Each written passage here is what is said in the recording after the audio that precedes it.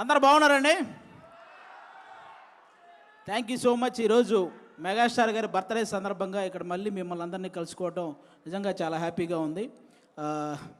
ఇక్కడ 90s generation ఉన్నారా మొత్తం అందరూ? 90s జనరేషన్ ముఖ్యంగా ఇక్కడికి వచ్చిన పెద్దలందరికీ, బాబీ గారు, డైరెక్టర్ బాబీ గారికి, అలాగే జానీ మాస్టర్కి, అలాగే నాగేంద్ర గారు జర్నలిస్ట్ గారికి, అలాగే ఆటా సందీప్ బ్రదరు, అలాగే మన రమేష్, మొత్తం అందరికీ కూడా థ్యాంక్ యూ సో మచ్ అండి. ఈరోజు ఇక్కడికి ఈ సభ ఇంత సక్సెస్ అవ్వడానికి వచ్చే గెస్టులను బట్టి కూడా ఈ సభ అంత సక్సెస్ అవుతూ ఉంటుంది అనమాట. సో వచ్చిన వాళ్ళందరికీ థ్యాంక్ యూ. ముందుగా మన బ్రతుకులకు కారణమైన మన తల్లిదండ్రులకి, మనం ఎలా బ్రతకాలో నేర్పించిన గురువులకి, బ్రతికితే ఇలా బ్రతకాలరా అని చెప్పి నిరంతరం ఇన్స్పిరేషన్గా ఉంటున్న మెగాస్టార్ చిరంజీవి గారికి నేను ధన్యవాదాలు చెప్పుకుంటూ, 90s జనరేషన్ మొత్తానికి మనందరికీ కొన్ని కామన్ ఫ్యాక్టర్స్ ఉంటాయి. మనం చందమామను చూస్తూ తిన్నాం, చిరంజీవి గారిని చూస్తూ పెరిగాం, పవన్ కళ్యాణ్ గారిని చూస్తూ అరిచాం, రామ్ చరణ్ గారిని చూస్తూ గర్వపడుతూ ఉన్నాం. మన ఇంట్లో టీవీ లేని రోజులు, పక్కింట్లో టీవీ ఉన్న రోజులు, ఏదైనా వేరే సినిమా వచ్చినప్పుడు వాళ్ళు ఏమైనా అనుకుంటారేమోనని మధ్యలోనే లేచి వచ్చిన రోజులు, కానీ చిరంజీవి గారి సినిమా అయితే మాత్రం వాళ్ళు ఏమనుకున్నా పర్లేదని చివరిదాకా చూసి వచ్చిన రోజులు.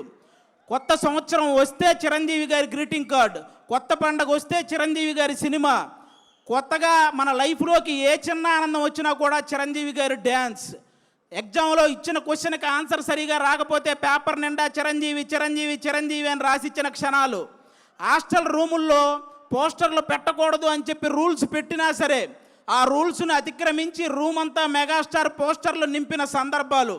ఈ జనరేషన్కి మెగాస్టార్ అంటే వన్ ఆఫ్ ద హీరో, కానీ మా జనరేషన్కి మెగాస్టార్ అంటే వన్ అండ్ ఓన్లీ హీరో.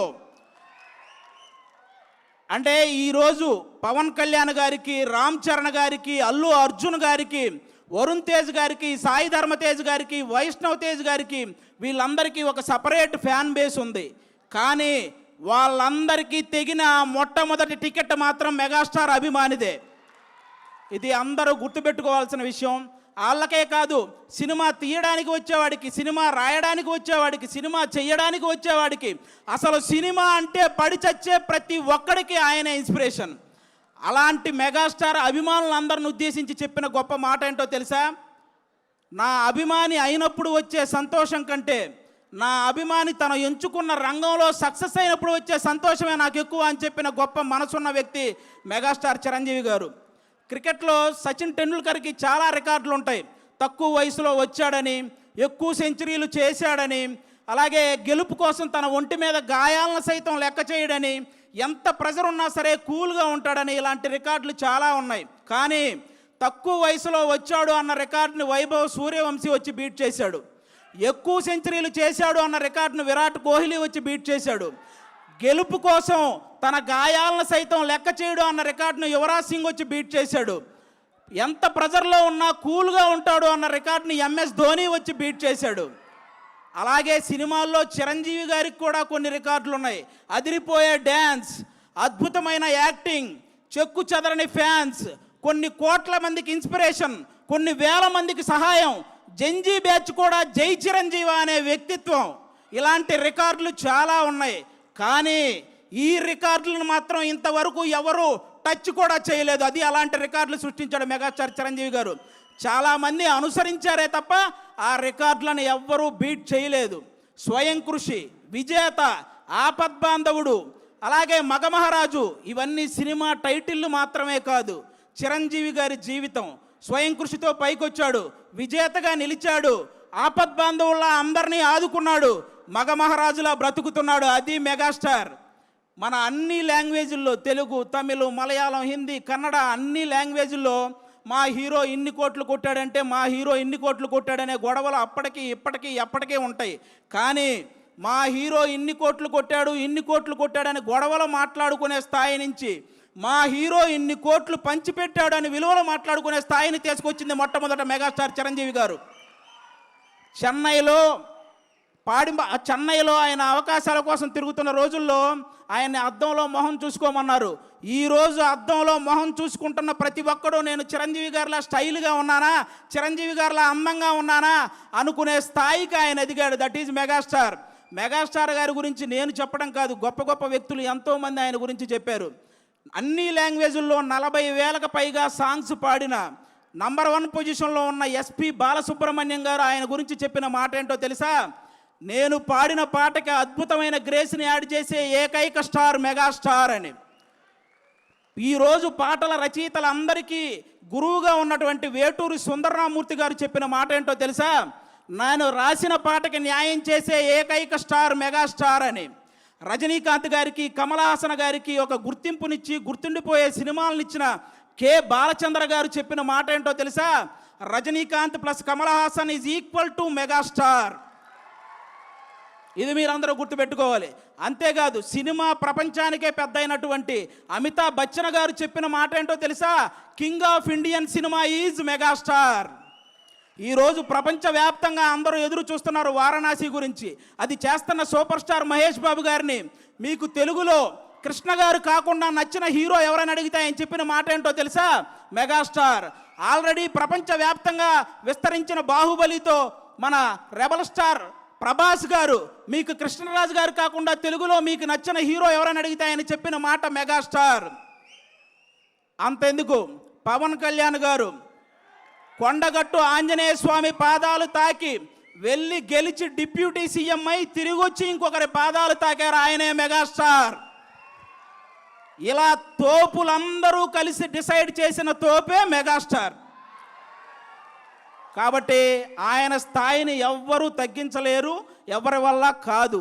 ఇక హెల్పింగ్ నేచర్ విషయానికి వస్తే, కరోనా టైంలో కరోనా క్రైసిస్ చారిటీ అనే ఒక కార్యక్రమాన్ని ముందుకు తీసుకొచ్చి సినిమా కార్మికులందరికీ నిత్యావసర వస్తువులు అందేలా చేయడంలో కానీ, అపోలో నుంచి కరోనా మెడిసిన్ అందేలా చేయడంలో కానీ, ఫ్రీ వ్యాక్సిన్ అందేలా చేయడంలో కానీ, ఈ హెల్పింగ్ నేచర్ ఇప్పటిది కాదు. మనం ఏదైనా ఒక స్థాయికి వచ్చినప్పుడు మన తోటి స్నేహితులను మర్చిపోకూడదని ఆ రోజు తన తోటి స్నేహితులైనటువంటి తోటి ఆర్టిస్టులైనటువంటి సుధాకర్ గారిని, హరిప్రసాద్ గారికి, నారాయణరావు గారికి వాళ్ళ ముగ్గురిని ప్రొడ్యూసర్లను చేసి ఎముడుకు మొగుడు అనే ఒక సినిమా చేసి పెట్టాడు వాళ్ళ కోసం, స్నేహితుల కోసం. అప్పటి నుంచే ఉంది హెల్పింగ్ నేచర్, ఇప్పుడు కాదు. హెల్పింగ్ నేచర్ అంటే రీసెంట్గా గబ్బర్ సింగ్ సినిమాలో ఒక ఆర్టిస్ట్కి దురదృష్టవశాత్తు బ్రెయిన్ స్ట్రోక్ వస్తే ఫస్ట్ నాగబాబు గారు వాళ్ళకు 2 లక్షలు పంపించారు. చిరంజీవి గారు ఇంటికి పిలిచి చెక్ ఇచ్చారు. పవన్ కళ్యాణ్ గారు వాళ్ళని బాగా చూసుకోండి, మొత్తం నేను చూసుకుంటానని కాల్ చేసి హాస్పిటల్కి చెప్పారు. ఇలాంటి వ్యక్తుల గురించి, మా నాన్నగారికి సర్జరీ అయ్యి హాస్పిటల్లో ఉంటే మా చుట్టాలు కూడా ఒకరోజే వచ్చి వెళ్ళారు, కానీ నాగబాబు గారు మా నాన్నగారు హాస్పిటల్లో ఉన్న ప్రతిరోజు వచ్చి వెళ్ళారు. అలాంటి వ్యక్తుల గురించి, వ్యక్తిత్వాల గురించి ఎంత చెప్పినా తక్కువే. దానం చేయటంలో చిరంజీవి గారిది కర్ణుడు మనస్తత్వం అయితే సురేఖమ్మ గారిది డొక్కా సీతమ్మ గారి మనస్తత్వం. ఆవిడ చేత్తో ఎంతమందికి పెట్టిందో, ఆవిడ చెప్పి ఎంతమందికి సహాయం చేసేలా చేసిందో. మెగా ఫ్యామిలీలా ఆదుకోవటంలో కానీ, మెగా ఫ్యామిలీని అందుకోవటంలో కానీ ఎవరి వల్ల కానే కాదు. ఇంకా అంతేకాదు, చిన్న చిన్న సినిమాలని, ఎన్ని సినిమాలు, కమిటీ కుర్రోళ్ళని, కోర్ట్ అని, అలాగే బలగం అని, ఇలాంటి సినిమాలు హిట్ అయిన ప్రతిసారి వాళ్ళందరినీ టీముని ఇంటికి పిలిపించి వాళ్ళని సన్మానించి నెక్స్ట్ రాబోయే తరాలు మనం హిట్ కొడితే చిరంజీవి గారు ఇంటికి పిలిచేంత హిట్ కొట్టాలరా అని వాళ్ళందరికీ ఒక బూస్టప్ ఇచ్చిన స్టార్ మెగాస్టార్. మొన్నొచ్చిన చెన్నై లవ్ స్టోరీ సినిమా వరకు ఎన్ని సినిమాల కోసం ఆయన నిలబడ్డాడు, ఎన్ని సినిమాలను ఆయన నిలబెట్టాడు. అంతేకాదు, అర్జున్ సురవరం అనే ఒక మూవీ రిలీజ్కి ఇబ్బంది పడుతుంటే, రిలీజ్ పోస్ట్పోన్ అవుతూ వస్తుంటే, ఆ సినిమాకి మళ్ళీ ఎవరైనా వస్తారా అన్న సంక్షోభంలో ఉంటే ఆ రోజు ఆ సినిమాకి, ఆ హీరోకి వెళ్ళి నిలబడిన వ్యక్తి మెగాస్టార్ చిరంజీవి గారు. అది ఎంత బూస్ట్ ఇచ్చారో మీ అందరికీ తెలుసు. ఆ విధంగా ఈరోజు మనం సడన్గా రోడ్డు మీద వెళ్తున్నప్పుడు ఒక వర్షం వస్తే ఏదైనా చెట్టు కిందకి వెళ్తాం, బాగా ఎండ తగిలిన ఒక చెట్టు కిందకి వెళ్తాం. అలాగే ఈ ఇండస్ట్రీలో సడన్గా ఎవరికి ఏ కష్టం వచ్చినా జూబ్లీ హిల్స్లో ఉన్న ఒక చెట్టు కిందకి వెళ్తారో ఆ చెట్టు పేరే చిరంజీవి. కాబట్టి చిరంజీవి గారు హెల్ప్ చేయని పర్సన్ లేడు. చిరంజీవి గారి మనస్తత్వం అంత గొప్ప మనస్తత్వం అనమాట. అలాంటి చిరంజీవి గారి గురించి నేను చెప్తున్నాను, తెలుగు సాంప్రదాయాలని గౌరవించే ప్రతి ఒక్కరికి శ్రీరాముడు ఎలాగైతే ఆదర్శమో, తెలుగు సినిమాలని గౌరవించే ప్రతి ఒక్కరికి చిరంజీవి గారు కూడా అంతే ఆదర్శం. దేశాన్ని పరిపాలించే దేవుళ్ళు లాంటి మోడీ గారే చిరంజీవి గారి చెయ్యి ఒకటి, మన పవన్ కళ్యాణ్ గారి చెయ్యి ఒకటి పైకెత్తి సినిమాల్లో ఈయన నంబర్ 1, రాజకీయాల్లో ఈయన నంబర్ 1, నిజాయితీలో ఇద్దరు నంబర్ 1 అని చెప్పకనే చెప్పారు ఇండైరెక్ట్గా. ఇక ఇలాంటి వాళ్ళు ఎవరు ఏం మాట్లాడుకున్నా పెద్ద మనకు పోయేదేం లేదు.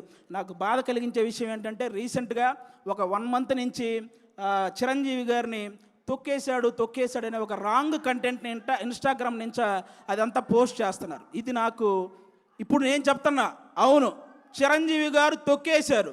ఏంటో తెలుసా, ఇండస్ట్రీలో, తెలుగు సినిమా ఇండస్ట్రీలో నంబర్ 1 అనేది కంటిన్యూ అవ్వటం ఎవరి వల్ల కాదు అని అహంతో మాట్లాడుకుంటారే, వాళ్ళ అహాన్ని తొక్కేశాడు.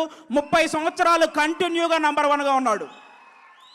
పెద్ద పెద్ద సినిమాలు, పెద్ద పెద్ద కలెక్షన్లు బాలీవుడ్లోనే ఉంటాయి, అది టాలీవుడ్లో సాధ్యం కాదని ఊహల్లో బ్రతికారు చూసావా, ఆ ఊహల్ని తొక్కేశాడు. తెలుగు సినిమాకి అలాంటి కలెక్షన్లు రప్పించి చూపించాడు.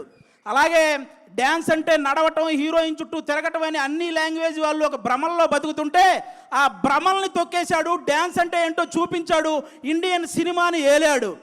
అలాగే హీరో అంటే డబ్బులు సంపాదించుకుంటారు, దాచుకుంటారు, బంగ్లాలు కట్టుకుంటారని రాంగ్ మైండ్ సెట్తో ఉండే వాళ్ళ మైండ్ సెట్ని తొక్కేశాడు. సహాయ కార్యక్రమాలు చేపట్టాడు, కొన్ని వేల మందికి సహాయం చేశాడు. చాలామంది తండ్రి సక్సెస్ అయితే కొడుకు సక్సెస్ అవ్వడం జరగదు, అది ఎక్కడో రేరుగా జరుగుతుంటాయి అనుకున్న వాళ్ళ ఆలోచనల్ని తొక్కేశాడు. ఈరోజు కొడుకుని తండ్రిని మించిన వాడిగా తయారు చేశాడు. ఇలా ఎవరైతే నెగిటివ్ మైండ్ సెట్తో ఉంటారో వాళ్ళ అహాన్ని, వాళ్ళ భ్రమల్ని అవన్నీ తొక్కుకుంటూ అగ్ర శిఖరంలో కూర్చున్న స్టార్, మెగాస్టార్. అలాంటి మెగాస్టార్ గారి గురించి మీలాంటి వాళ్ళు ట్రోల్ చేస్తే మీరు నవ్వులు పాలవుతారు, కానీ ఆయన సాయంత్రం పూట సరదాగా కట్టుకు తిరిగే లుంగి పంచ అంచు కూడా కదలదు. ఇది రాసుకోండి. చిరంజీవి గారిని అంత తక్కువ అంచనా వేయకండి. ఎవరూ కూడా ఇలాంటివి మానుకుంటే చాలా మంచిదని నేను మనస్ఫూర్తిగా, ఇన్ని గొప్ప కార్యక్రమాలు, ఇన్ని గొప్ప లక్షణాలు ఉన్న చిరంజీవి గారి మీద ఇంకా ఏదో కావాలని ఆయన మీద పడి ఆడవటం స్పైడర్ మ్యాన్ సినిమాలో ఐటమ్ సాంగ్ లేదని ఏడ్చినట్టే ఉంటుంది. కాబట్టి ఇంకా ఏడవటం మానేయండి. సినిమా ఇండస్ట్రీకి 100 సంవత్సరాలు వచ్చినా, చిరంజీవి గారికి 100 సంవత్సరాలు వచ్చినా సింహాసనం మీద కూర్చునే అర్హత అక్కడ ఆ ఇంద్రుడిది, ఇక్కడ ఈ ఇంద్రసేనుడిది. ఒకటే లైఫ్ బ్రదర్, అనుకున్నవన్నీ చెప్పేయాలి, అనిపించినవన్నీ చేసేయాలి. మెగాస్టారు, పవర్ స్టార్ ఫ్యాన్లుగా పుడతామా ఏంటి మళ్ళీ? థ్యాంక్ యూ సో మచ్, అందరికీ thank you. Oh my God, thank you Aadi గారు, thank you so much. So నాకు తెలిసి వీరశంకర్ గారు ఇప్పుడు నా దగ్గరకు